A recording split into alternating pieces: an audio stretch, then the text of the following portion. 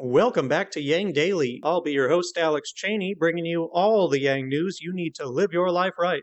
We've got a lot of both good and bad news this episode. It's gonna be a roller coaster ride. First off, shout out to our Tier 3 patrons, Peter Park and Shay Meehan, and all of our other patrons. This wouldn't exist without your support. Let's get straight to the news. Starting off on a bit of a downer, Alex Morse and Robbie Goldstein have both fallen short of unseating the incumbents in their primaries. I really had hopes that Morse might pull it off with the incredible fundraising and volunteer performance he mustered, as well as his inspiring background. Unfortunately, it appears we will be stuck with his opponent, Neil, for another 6 years. Aside from being there far too long, Neil opposes pretty much all progressive policy and has been far too cozy with Trump, even delaying the demands for Trump's tax returns long enough for Trump to run out the clock in the courts. His supporters also made false allegations of sexual assault against Morse during the campaign. As Trump would say, Neil is part of the swamp. In a country where incumbents win 98% of the time and Neil started with a $4 million advantage, Alex ran an incredible campaign. Let's hope he's around to win it next time. Respect as well to Robbie for taking a third of the votes in his race. It's almost impossible to defeat incumbents. It's why we so desperately need democracy reform. Check out Represent Us to find out how you can put a stop to this. But it's not all bad news. Ed Markey won his race against Joe Kennedy III, which marks the first time a Kennedy has lost an election in Massachusetts. As someone who opposes dynasties, I consider this a positive not only for Markey's more progressive platform, but also for democracy. Grats, Ed! As Congress and the Trump administration continue to butt heads over what and how much relief to put into the next bill, Trump has passed an executive order to authorize the CDC to stay evictions. Curiously, it only delays evictions until shortly after the election, seemingly in keeping with Trump's attempted voter bribes, such as his promise to turn the payroll tax delays into cuts if he is reelected. But he made no such claim this time that I'm aware of. The eviction moratorium is a continuation of the federal ban on evictions, but with a lot of restrictions. You must apply to receive protection. You must have made less than $99,000 in 2020 per individual. You must have made every attempt to take advantage of government financial assistance for rent or housing. You must be unable to pay rent due to loss of income or extraordinary medical expenses. You must pay as much of the debt as you can afford. And you must have no other independent housing options in the case of eviction. As before, this is only a delay on eviction, not forgiveness of debt. But hopefully it will still be of help to someone. The Federal Court of Appeals declared today that the NSA's collection of American phone records via the Patriot Act is illegal. Whether this means anything in terms of a change of policy remains to be seen, but it is a win for privacy rights and against government overreach. Continuing our Do You Know Joe series, did you know that Biden has promised not to raise taxes on anyone making less than $400,000 annually? Despite recent claims at the RNC that Biden will raise taxes on 82% of Americans, 5 independent and respected organizations fact-checked his policy platform and found that Joe tells the truth. None of his taxes fall on those under $400,000. The erroneous claim from the GOP comes from a second-order effect that models 20% of the corporate taxes being offloaded to consumers and employees, though there is no consensus on whether that would actually be the case. Even if it were, the effects on the middle or lower class would be minuscule. The misleading statement also could have been derived from the fact that Joe has said he will repeal Trump's tax cuts, which could be construed as technically raising taxes on lower and middle class. But we already know that the lower and middle class got very little in terms of tax cuts from that, and Biden specified at the time that he would not be repealing that part of the tax cuts, only that on the rich.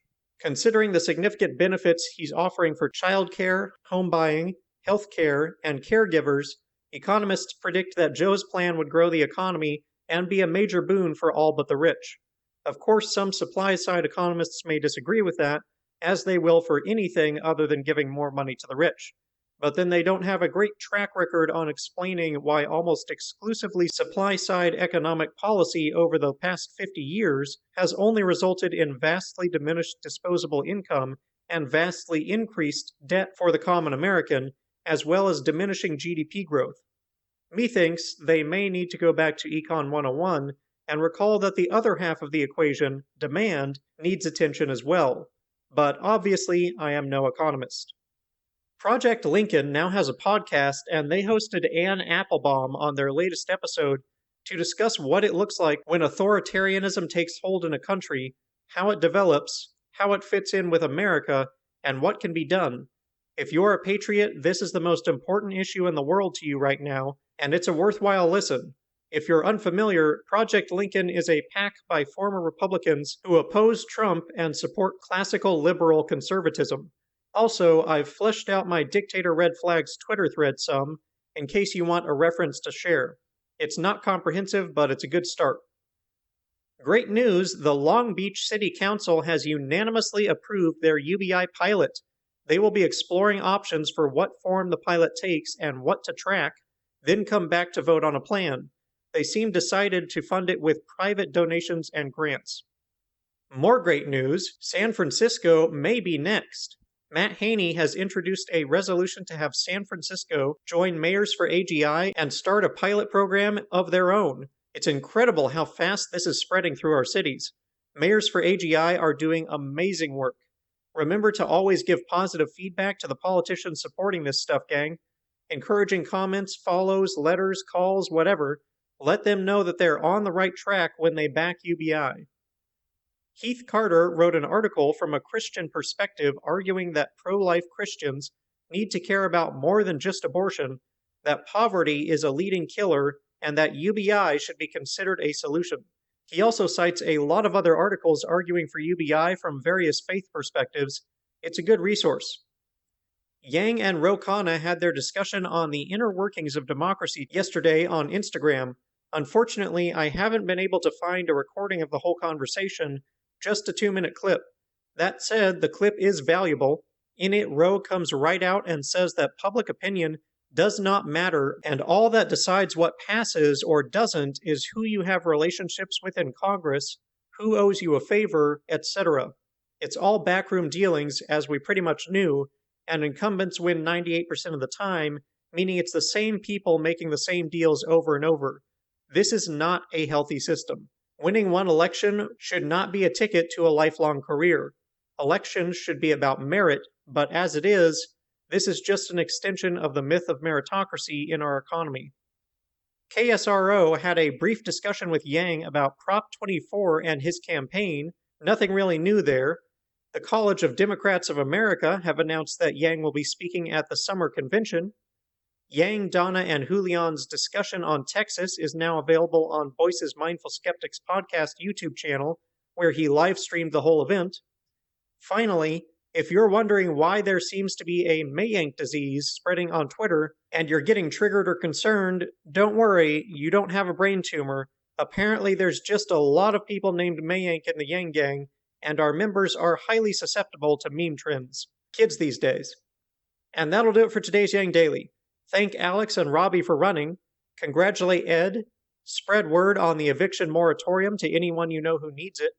Bookmark and spread Biden's tax policy. Listen to the Lincoln Project episode on authoritarianism and check out the Twitter thread. Give Long Beach and San Francisco positive feedback. Help recruit other organizations to the cause and get everyone to sign the UBI petition. Flood Congress and Trump with calls, tweets, and letters using the Resist Bot or Income Movement easy contacts below. If you need help, consult Humanity Forward, the Income Movement Aid Database, the Mission Asset Fund, United Way, or the H3 podcast thread. And don't forget to Yang Daily.